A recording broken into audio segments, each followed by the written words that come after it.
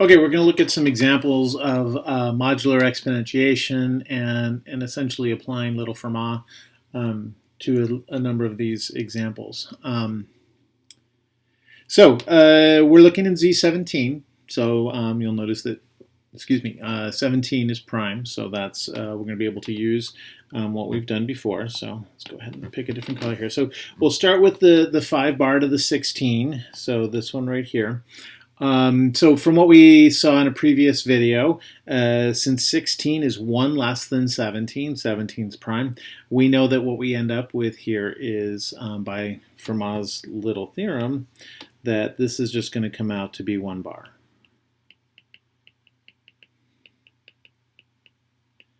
Pretty straightforward. So at no point do we have to multiply 5 out by itself 16 times. Or 5 times 5 is 25, which would then be 8 times 5 is 40, which would then be 6 bar, and so on and so forth. We don't want to have to do that, certainly not for 16 times. So we use Fermat's little theorem to make that number smaller very quickly. Okay? Number 2 is very similar. 9 bar, just picked another number there, but you might notice that 48 I picked for a specific reason, because 48, well, is a multiple of 16. So here's where our rules of exponents come in that we're familiar with. I can rewrite this as 9 bar to the 16th to the 3rd. So just regular rules of exponentiation. And we know, because we're in Z17, that 9 bar 16 is going to be 1 bar. And 1 raised to any exponent is just going to be 1. So this is by little Fermat. And just rules of exponents.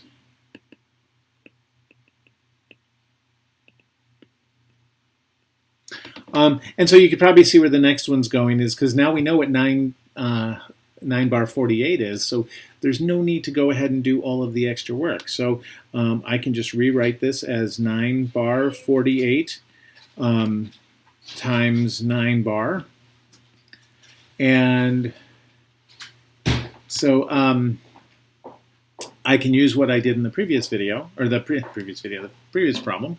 I already know that 9 bar 48 is 1, so that just means that I can rewrite the first part as 1 bar times 9 bar, and this will be 9 bar. So using the stuff that we did before, we don't need to multiply this. Like, look for these things you can do with the exponents and ways to harken back to little Fermat, so that you're not having to multiply things out over and over and over again.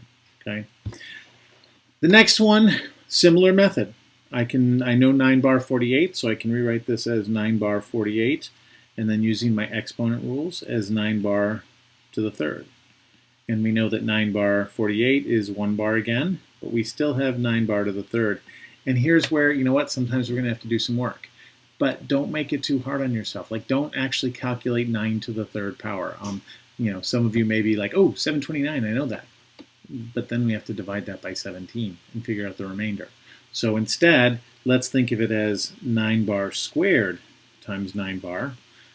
9 squared, that's a little bit simpler, 81. So if we think about 17, so that's 34. Double that, we get 68, 75, 85.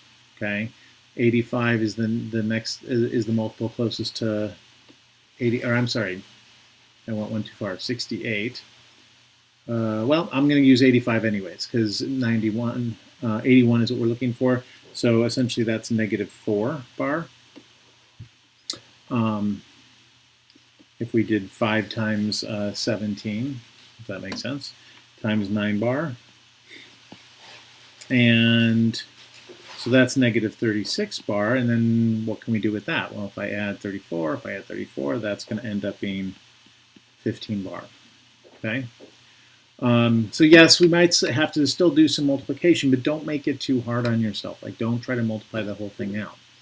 The last one is the one that's kind of interesting, because I've got 16 bar to the 24,208. That's supposed to be a 208 there. And the only reason I made this important, the only really non-random part of this is that I just want to make sure it was even, because here's the other thing is we've been looking at how we can manipulate the exponents, and use little Fermat's. This last one isn't really using little Fermat's so much, but rather it's using the fact that in mod 17, 16 bar is essentially -1. So remember our congruence classes. So this is the same as -1 bar to the 24,208. Well, -1 to any even integer, we all know is going to be +1. So this just comes out to be 1 bar. Okay. So look for ways to use little Fermat's, but don't forget about the way the bases work, particularly if you're looking at a base that's 1 less than the mod that you're in. And kind of use your head as you work through these problems. Don't try to make it the hardest way that you possibly can do it. And we'll look at some more examples in the next video.